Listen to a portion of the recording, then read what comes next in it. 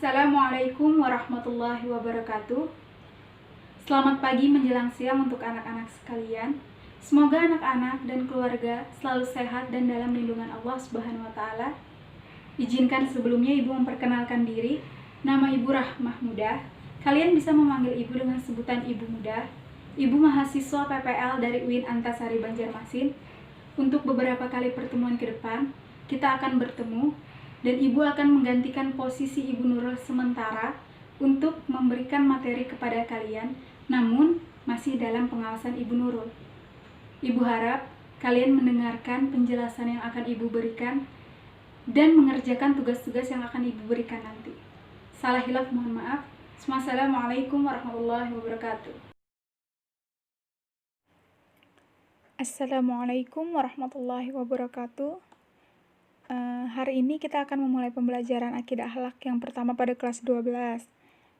Pada siang hari ini kita akan membahas tentang cerminan dan nilai mulia Asmaul Husna. Silahkan anak-anak sekalian menyimak penjelasan dari Ibu.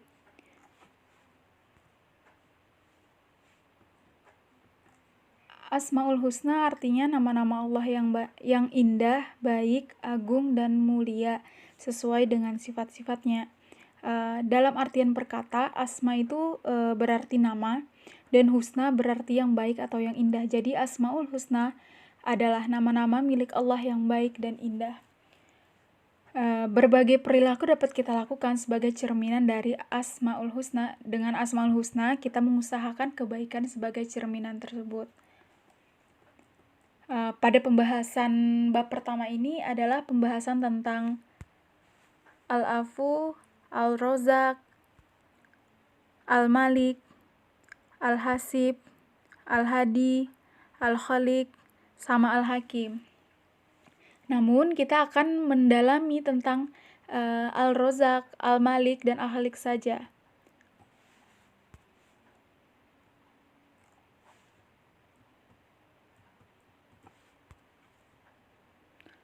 Al-Rozak adalah Maha Pemberi rizki.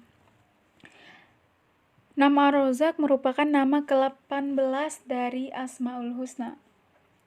Sifat Ar-Rozak ini bagi seorang yang beriman ialah dengan mengakui dan meyakini bahwa hanya Allah Subhanahu wa taala bersifat yang Maha Pemberi. Banyak orang yang memandang sempit arti rizki, seakan-akan rizki hanyalah uang, pendapatan, atau hal-hal yang bersifat materi saja. Padahal dalam makna rizki ini bisa berupa segala sesuatu yang bisa bermanfaat dan tak terhitung banyaknya. Contohnya itu seperti dalam satu detik kehidupan makhluk saja.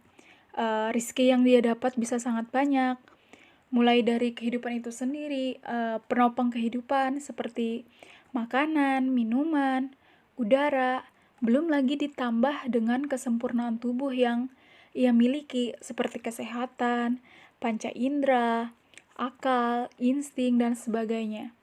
Sangat banyak rizki yang Allah berikan kepada makhluknya. Selanjutnya itu tentang teladan dari sifat Ar-Rozak. Yang pertama itu ada meyakini bahwa Allah menjamin rizki setiap makhluknya serta berusaha mendapatkan rizki tersebut. Kita sebagai makhluk Allah, kita harus meyakini bahwa Dia telah menjamin rizki makhluk-makhluknya. Sesungguhnya seluruh makhluk Allah sudah dijamin rizkinya.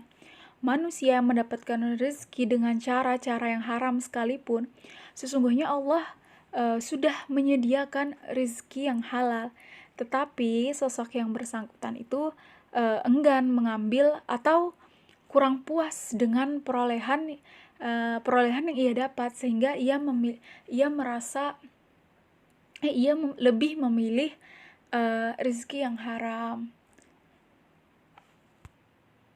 Terus yang kedua itu saling berbagi rizki kepada makhluk lain. Sebagian dari cerminan nilai Ar-Rozak ini dalam kehidupan di dunia adalah dengan senang hati membagikan rezeki dari Allah kepada setiap makhluknya. Tidak hanya kepada makhluk hidup seperti manusia, tapi bisa juga kita memberikan rezeki kepada makhluk Allah yang lain seperti hewan, tumbuhan, itu juga termasuk. Dalam rangka meneladani asma Allah ini, Ar-Razzaq itu sudah sepatutnya manusia menjadi penyebab sampainya rezeki yang ia terima kepada orang lain. Semakin banyak orang yang memberi rezeki yang ia peroleh kepada orang lain, maka semakin orang tersebut meneladani sifat Ar-Razzaq ini. Di setiap rezeki yang Allah berikan kepada kita juga ada sebagian rezeki orang lain yang dititipkan kepada kita. Jadi kita tuh harus bangga ketika titipan itu diambil oleh pemiliknya. Berarti kita itu telah jadi distributor yang baik. Lebih baik memberi sebelum dipinta kan? Contohnya itu seperti apa? Lebih baik memberi sebelum dipinta, yaitu dengan cara kita bersedekah. Bersedekahlah sedikit, tapi manfaat untuk di akhiratnya itu insya Allah banyak. Kan semua makhluk yang ada di muka bumi ini rezekinya tuh sudah dijamin sama Allah. Bukan berarti manusia tanpa berbuat apa-apa kemudian rezeki itu datang, bukan. Tetapi dengan diberkatinya kita pikiran dan kehendak kita harus berpikir bahwa untuk mendapatkan rezeki itu tentunya kita harus berusaha dan berupaya untuk mendapatkan rezeki tersebut. Sifat yang kita bisa teladani selain dua yang tadi yang ada di buku, ada juga sifat Ar-Razzaq yang bisa kita teladani lainnya, seperti itu yaitu menginfakkan sebagian rezeki yang kita miliki. Barang yang mungkin kita berlebihan membeli barang itu bisa juga kita infakkan kepada tetangga kita yang mungkin merasa itu membutuhkan. Terus juga menjadi orang yang qanaah, menerima karunia Allah dengan penuh rasa syukur.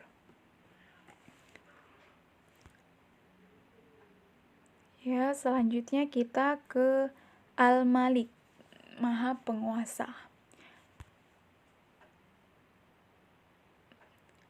Al-Malik dapat diartikan sebagai Maha Penguasa, tapi sifat kuasa Allah yang dimiliki Al-Malik tidaklah sama seperti kuasa manusia. Al-Malik itu adalah sifatnya zat Allah yang memiliki mutlak sifat merajai atau memerintah seluruh alam. Jadi yang memerintah di seluruh alam ini, walaupun ia sangat berkuasa, adalah tetap milik Allah. Tetap mutlak milik Allah semata. Semua kuasaan akan tunduk kepada Allah. Terus teladan dari nama baik Al-Malik ini ada dua, yaitu meyakini bahwa Allah Maha menguasai segala kekuasaan. Sebagai umat yang beriman, kita harus meyakini bahwa hanya Allah yang memiliki kuasa secara mutlak atas kuasanya. Tidak ada kekuasaan yang mutlak dari makhluknya, meskipun ia itu berstatus sebagai raja atau presiden. Kita harus menyadari bahwa kekuasaan manusia sangatlah terbatas, karena pada hakikatnya kekuasaan tersebut akan digantikan oleh orang lain, tidak seperti kekuasaan yang dimiliki oleh Allah Subhanahu wa Ta'ala yang bersifat abadi.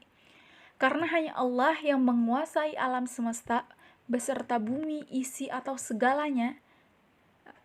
Jadi kita pun jadi kita tuh adalah milik Allah juga. Jadi dialah yang berhak memerintah atau melarang sesuatu. Selanjutnya itu meminta izin kepada pemilik barang dan bertanggung jawab. Maksudnya itu keyakinan bahwa hanya Allah merupakan pemilik dan penguasa segala sesuatu membuat kita sebagai hambanya harus memikir tindakan yang akan kita lakukan. Kita hidup di bumi milik Allah. Itulah alasan kenapa kita harus tak patut kan sewenang-wenang terhadap buminya. Kita harus meminta izin kepada Allah dalam segala tindakan kita. Selain meminta izin juga kita harus memiliki rasa tanggung jawab atas apa yang kita lakukan tersebut. Kalau kita ingin menanam pohon, kita berarti harus juga menjaga pohon tersebut. Maksudnya itu kita menanam bunga atau menanam pohon yang berisi buah di tanah milik Allah. Berarti kita harus jaga dua-duanya. Tanahnya harus kita jaga, pohonnya harus kita jaga juga.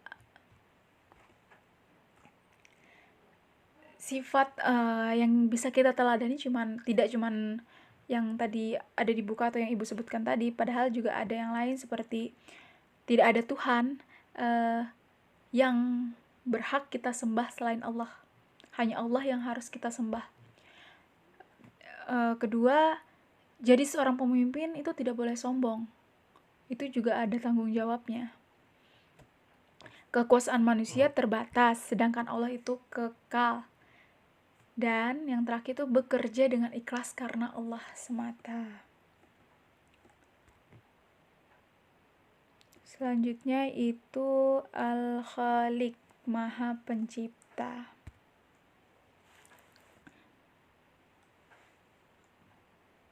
Makna ini mengalami perluasan, antara lain dengan arti menciptakan dari tiada dan menciptakan tanpa sesuatu. Contoh terlebih dahulu. Nah, nama Al-Khaliq ini memiliki makna bahwa Allah Maha Pencipta segala sesuatu. Al-Khaliq itu memberikan pengertian bahwa hanya Allah yang Maha menciptakan jagat raya beserta isinya, termasuk juga manusia. Dalam menciptakan sesuatu, pada hakikatnya Allah tidak membutuhkan sesuatu atau bantuan siapapun.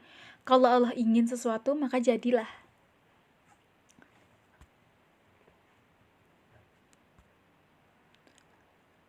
Teladan dari nama baik Al-Khaliq ini yaitu meyakini bahwa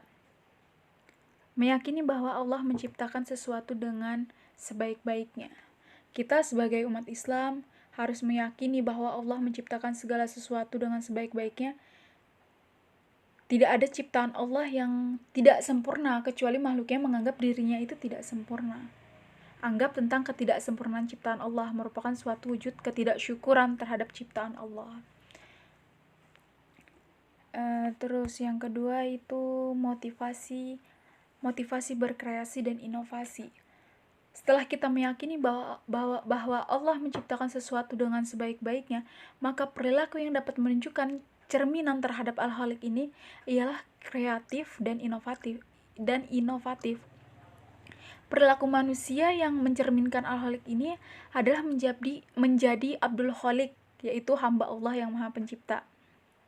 Seorang hamba yang meneladani sifat Al-Khaliq ini berusaha mengembangkan kemampuan yang telah diberikan Allah kepadanya. Seperti akal.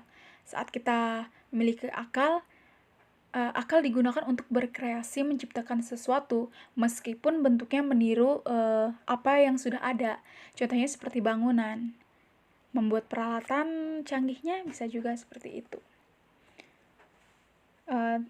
Ada juga hal lain dalam meneladani sifat Al-Khaliq ini, bisa jadi orang yang produktif, memanfaatkan ciptaan Allah dengan sebaik-baiknya, dan kerja keras, cerdas, dan ikhlas. Ya, itu penyampaian dari tentang materi kita pada hari ini. Semoga bermanfaat untuk anak-anak sekalian. Jika kurang jelas bisa kalian tanyakan langsung di grup atau tanyakan kepada ibu. Salah hilaf mohon maaf. Wassalamualaikum warahmatullahi wabarakatuh.